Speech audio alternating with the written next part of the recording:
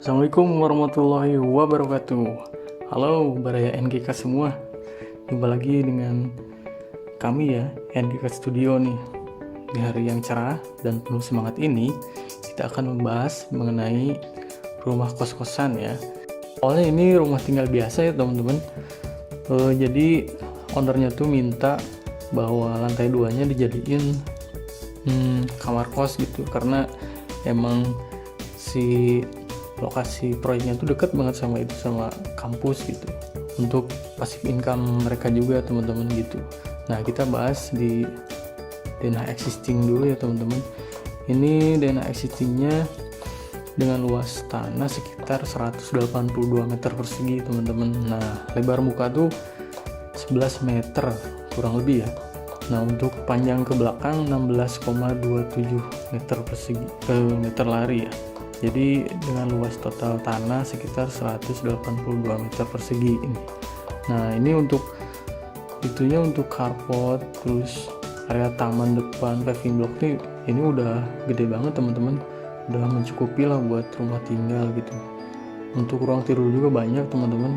Ada 3 gitu ya. Kamar mandi, pantry, ruang keluarga, musola, WC, gudang, segala macam ini udah ada teman-teman. Ini di lantai 2-nya ada itu tuh kamar pembantu sama daktoran gitu. Ada akses dari tangga ke atas gitu, dari ujung tuh tangganya tuh. Ini kita rombak total teman-teman. Jadi intinya ownernya minta bahwa elevasi antara lantai 1 dan lantai 2 tuh jadi ditinggiin teman-teman.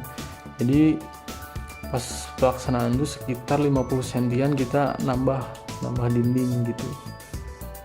Ini coba kita ke denah rencana ya. Nah, ini denah rencana kayak gini teman-teman. Ini untuk layouting depan tuh nggak banyak berubah ya. Ruang tamu tetap di sini, ruang tidur anak, kamar mandi, ruang tidur utama tetap kayak gini. Nah, cuman untuk area gudang, ruang keluarga sama musola kita itu dulu teman-teman, bongkar dulu nih. Nah, ini seperti ini teman-teman. Ini ada beberapa kali perubahan ya teman-teman. Ini layout lantai 1-nya. Ini untuk layout lantai 2 nih, untuk kamar kos-kosannya. Setelah kita otak-atik untuk akses buat lantai 2-nya tuh, jadi untuk akses rumah tinggal sama ke rumah tempat kosnya tuh di itu teman-teman jadi beda gitu. Ada akses tersendiri untuk tangga. Jadi akses tangganya itu di depan teman-teman. Di depan tuh ada balkon. Ini muat dengan ukuran kamarnya kurang lebih 3 meteran ya, 3x3. Ini muat. Kita lanjut teman-teman ke kamar kerja ya. Nah, ini untuk kamar kerja, ini titik pondasinya teman-teman ada 12 titik. Untuk titik kolom, balok ini ada semua teman-teman. Untuk info tambahan ya, jadi ini tuh secara keseluruhan tuh kerjaan hanya struktur teman-teman. Untuk arsitekturnya jadi kita nggak komplitin secara keseluruhan kamar kerjanya gitu. Ini mencakup struktur aja teman-teman gitu. Oke, ini denah kolomnya sama 12 titik teman-teman. Jadi sistemnya kita suntik dulu fondasi baru, kolom, baru ke balok teman-teman. Nah, ini untuk baloknya nih, kita pengelompokannya B1, B2, B3 sampai B5 ada teman-teman gitu. Ini fungsinya apa diwarnai seperti ini? Nanti agar personil di lapangan tuh mudah gitu teman-teman untuk eksekusi untuk pembuatan baloknya itu sendiri gitu. Nah, ini untuk detailnya teman-teman. Nah, ini B1, B2 sampai B5 nih. Ini detail-detailnya, dimensi baloknya, dimensi si pembesiannya, segala macamnya ada di sini teman-teman. Oh iya, untuk misalnya teman-teman perlu filenya segala macam, nanti kolom aja di itu, komentar aja di bawah ya teman-teman, di kolom komentarnya. Nanti kita kirim filenya teman-teman, bentuk PDF atau AutoCAD juga nggak apa-apa teman-teman. Tinggal linknya kita bagiin, nanti teman-teman bisa download ya. Oke, kita masuk ke 3D ya. Nah, untuk 3D jadi rubah total teman-teman. Untuk fasadnya ini kita pakai atap perisai ya 30 derajat nih teman-teman gitu. Ini untuk tampak depan sih kita untuk jendela sama pintu ini baru semua teman-teman. Ini tangga dari depan nih. Ini ada balkon besar. Nah ini uniknya tuh jadi plat lantainya tuh kita pakai kaca teman-teman yang di depan tuh sebagian gitu. Jadi cahayanya tuh masuk ke carport gitu. Untuk jendelanya ini seperti ini teman-teman. Jadi di depan tuh ada pasangan dinding dulu sekitar 90 cm, baru ke atasnya tuh pakai roster beton gitu. Ini ada koridor.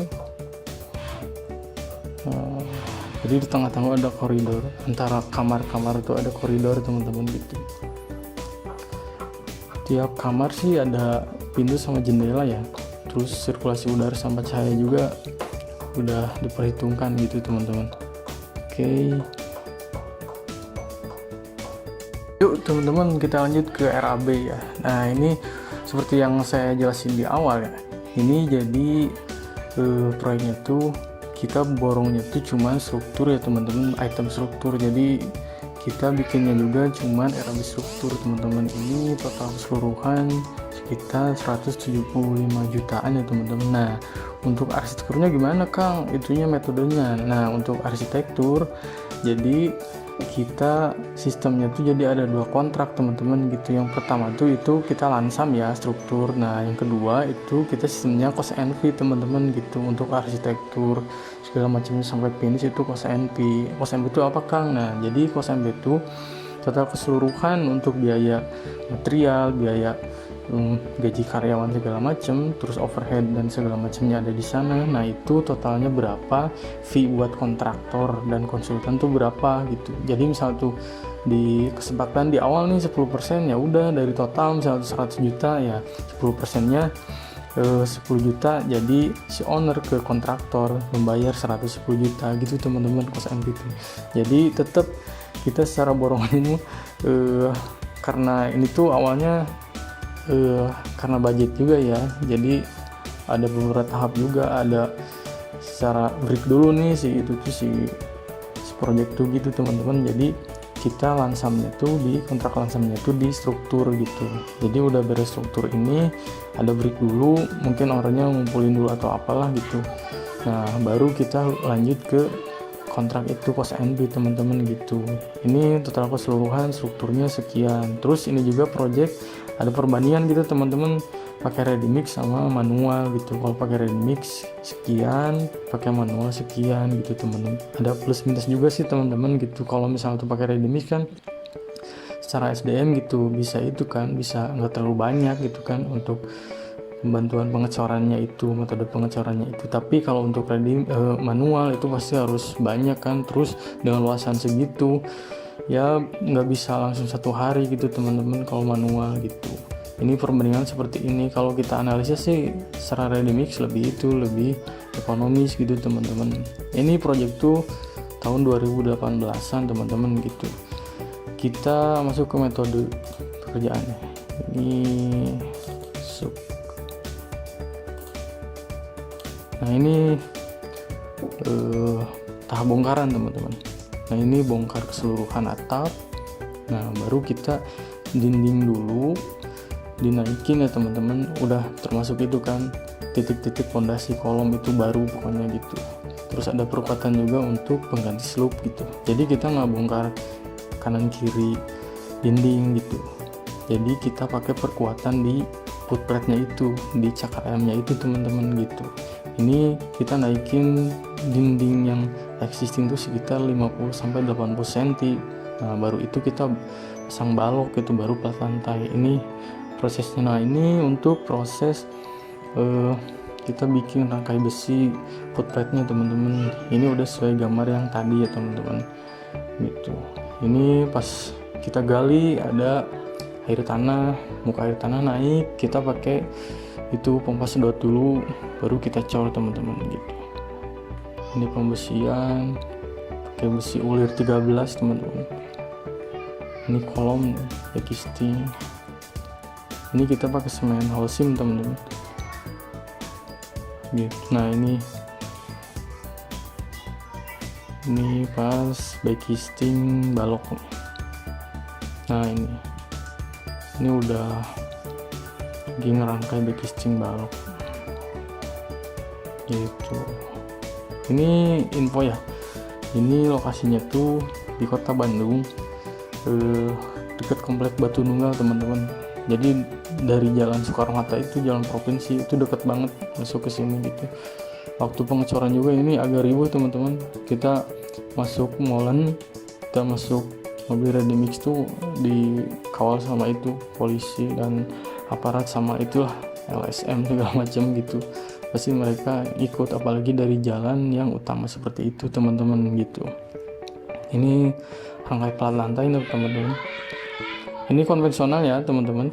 Jadi ini emang permintaan owner, konvensional, pakai multi 9 mili, kasos segala macam, strut-box. Terus ini pakai rangkai besi gitu teman-teman.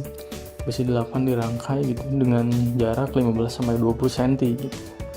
Ini untuk stek-stek kolom segala macam. Nah, ini untuk udah dihampar nih, udah siap ngecor. Ini kelihatan ini udah masuk ke atap sih.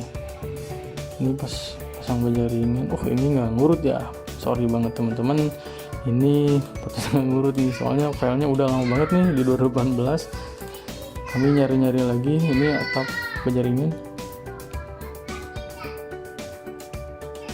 Ini ada proses pas pengecoran nih, perlu info lebih lanjut nih teman-teman. Jadi intinya pas pengecoran itu kan jalannya agak masuk gitu ya kompleknya, tapi kompleknya gede tapi jalan aksesnya tuh agak kecil. Jadi kita pakai mini mix teman-teman. Apa bedanya mini mix sama ready mix? Kalau mini mix tuh si kubikasinya si mobilnya tuh agak kecil teman-teman, jadi maksimal ya 3 kubikan teman-teman. Kalau ready mix yang gede itu 6 sampai 7 kubikan. Nah kalau mini mix bedanya tuh di itu teman-teman. Jadi akses buat info tambahan ya buat teman-teman yang mau misal tuh ngecor nih di area jalan yang kecil, ini bisa teman-teman gitu. Nah ini pompanya nih, ini cuman 3 meter kubik maksimal gitu. Ini lagi pengecoran nih. Yang mobilnya itu kecil-kecil gitu teman-teman gitu, setengahnya dari yang ready mix gitu. Tapi yaitu kalau pompanya itu bisa ya, standar lah harganya misalnya 3-4 juta, belum termasuk operator kita kasih supir segala macem, makan supir, rokok. Nah kalau untuk mini mix sendiri itu satu kubikasinya tuh lebih mahal dari yang ready mix. Misal tuh ready mix nih dengan mutu beton K250 misalnya 860 ya. Nah kalau ini mini mix kemarin aja di 2018 udah nyampe angka 1.200.000 teman-teman gitu. Kalau misalnya teman-teman perlu vendor untuk ready mixnya, nanti kita kasih teman-teman gitu. Oke. Ini prosesnya ini tuh sekitar berapa jam ya? 5 jam lah. 5 jaman sampai beres nih. Ini personil sekitar 10 sampai 15 orang nih. Ini kita pakai vibrator teman-teman. Fungsinya apa? Ini buat memadatkan plat lantai. Misal tuh teman-teman ada yang misal tuh kelihatan nih plat lantainya kok agak keropos gitu nggak ngisi. Nah itu nggak pakai vibrator teman-teman, terutama ke area kamar mandi ini ada bocor segala macem, itu nggak pakai vibrator. Kalau pakai vibrator tuh jadi keseluruhan ngisi teman-teman gitu, bergetar kayak gitu teman-teman. Nah ini rame lah pokoknya, seru seru banget nih pas proses ini gitu. Ini tuh kita beruntung banget ya teman-teman. Jadi pas kita udah beres pengecoran, udah sekian, pas lagi setting time si pengecorannya itu, si betonnya itu baru turun hujan teman-teman gitu. Jadi selang 1 jam sampai 2 jam lah ini baru turun hujan gitu. Nah ini teman-teman, jadi karena misal si bucketnya si mini mixnya itu kan 3 kubik ya, jadi ini walaupun misal cuman sekian kubik, misal tuh ada 21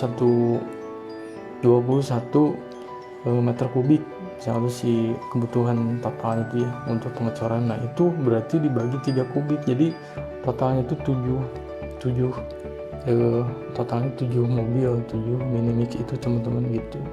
Ini berjejer seluruhan gitu. Ini bisa teman-teman alternatif buat akses ke jalan kecil gitu. Ini bisa nih jadi alternatif nih.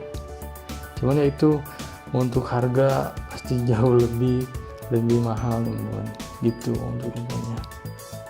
Oke, ini hasilnya, prosesnya sudah. Ini hasil akhirnya seperti ini teman-teman. Oke, nah ini kurang lebih seperti ini teman-teman hasil akhirnya. Oke, ini desain, ini desainnya, ini hasil akhirnya. Ini ada beberapa sedikit perubahan ya, karena konternya minta ada sedikit perubahan, jadi seperti ini hasil akhirnya. Oke, mungkin cukup sekian dulu teman-teman pembahasan video dari kita. Mohon maaf apabila ada kekurangan. Nanti insya Allah kita akan review proyek berikutnya.